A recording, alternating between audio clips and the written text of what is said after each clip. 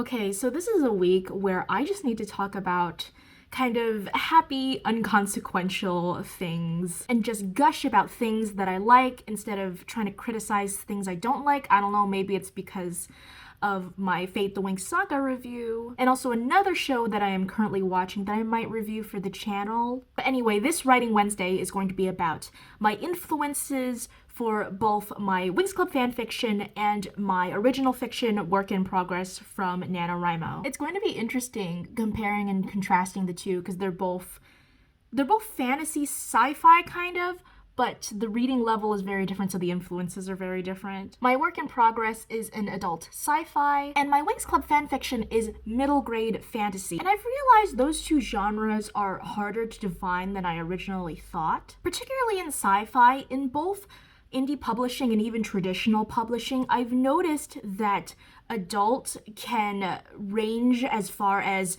you need to have a PhD in physics to understand this story, or it's basically like reading level, it's like a YA, but there's just a bunch of F-bombs thrown in. Middle grade is the reading level / reading complexity between children's and young adult. So it's like a step above like a children's book, but it's not quite YA yet. And middle grade, at least with the people my age that I've talked to about middle grade, I don't know if it's that middle grade is kind of a newer term, because when I was growing up, we definitely had books that would now be considered middle grade, but I don't know, I've never heard that term used growing up.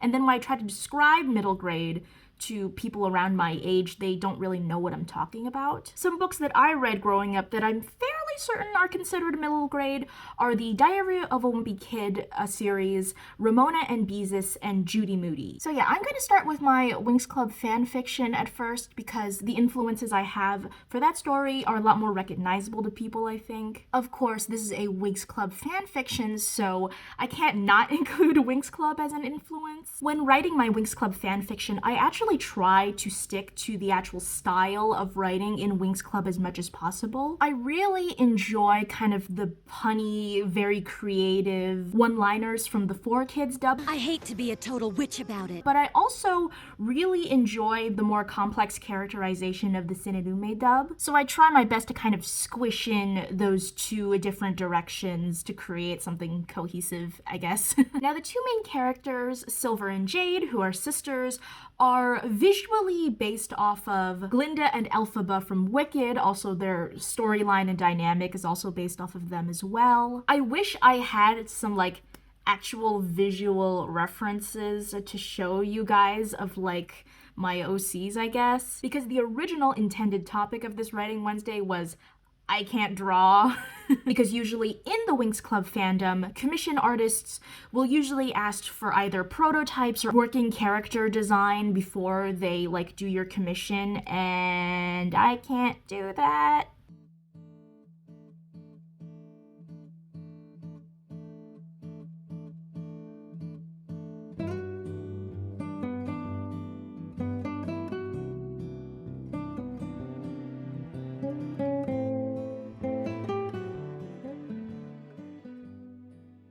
I don't own any kind of drawing pad, so creating anything digitally outside of maybe like picking colors is completely out of the question. And if you've been reading my Winx Club fanfiction or you've been watching my live streams on Fridays, you'll know I've actually been kind of wanting a proper cover design for my Winx Club fanfiction. It would be so cool to have actual OC character models to put in the cover. So anyway, back to the influences for my Winx Club fanfiction. Silver is based off of Glinda. She's like mostly silver with maybe some pink thrown in, although that would probably come in like later designs because with the Magic Winx form, which is like the first form, it's a lot easier to just go with like a monochromatic color scheme. And Jade is green because she's based off of Elphaba, although she's more of like a forest khaki green compared to like Elphaba's kind of like bright green. The plot is somewhat reminiscent of like big overarching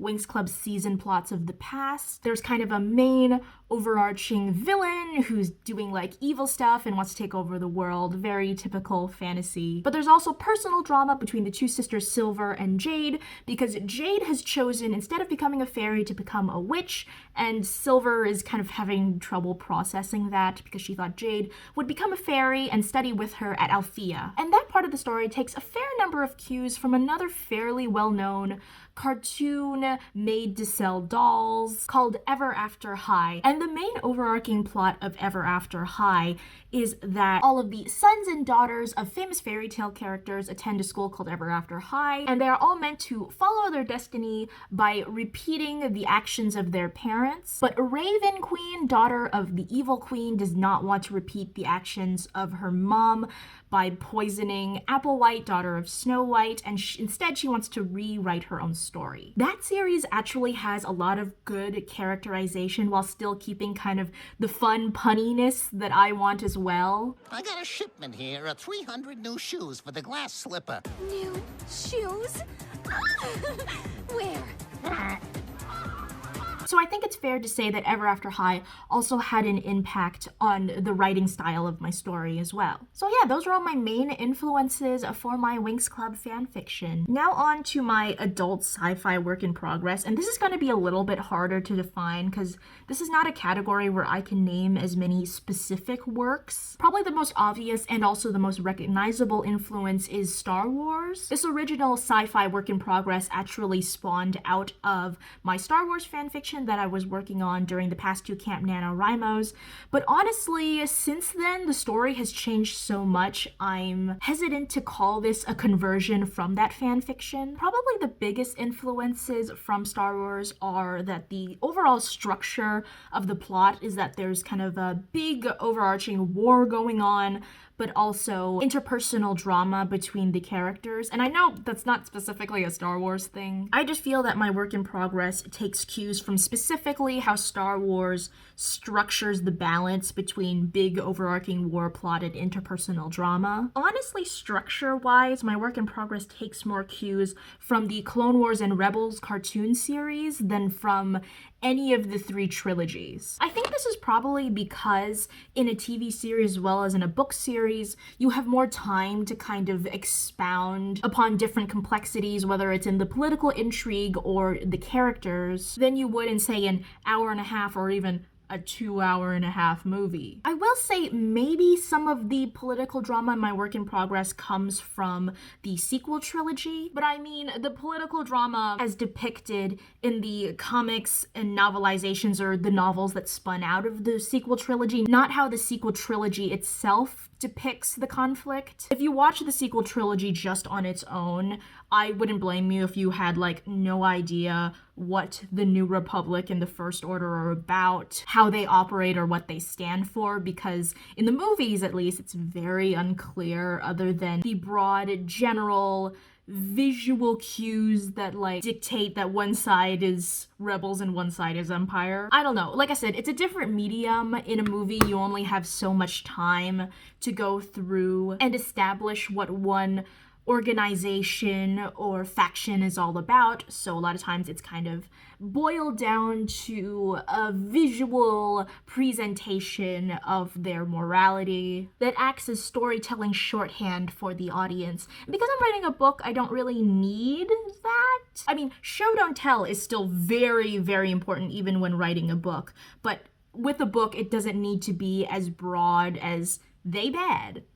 Especially considering, again, I am writing in the adult genre, where I can kind of assume my audience is going to pick up on a more complex narrative, whereas with Star Wars, particularly the movies, fall into that really tricky for all ages category, where there's gotta be something for adults, but kids still need to be able to enjoy it. The books published under the Disney canon have ranged into mostly young adult, some in like middle grade, and obviously they're the children's books, and then one or two I would say maybe fit the new adult category, whereas Legends, reading level was all over the place. So yeah, Star Wars, big influence on my work in progress. I honestly don't know how more helpful it would be to list off other examples that are a little bit more niche or less well known, especially if you don't read science fiction. If I were to boil it down, I would say that my work in progress kind of follows the tradition of like the grand space opera, where you have both extremes of things being very bold and dramatic, a lot of characters making a lot of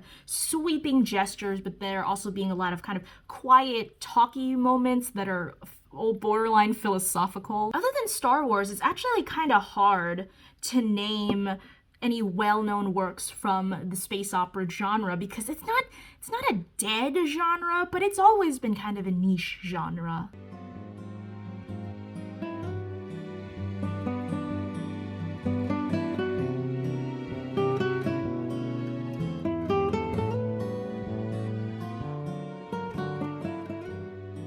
Oh god, I accidentally tasted some of my liquid lipstick. Oh, it tastes like soap.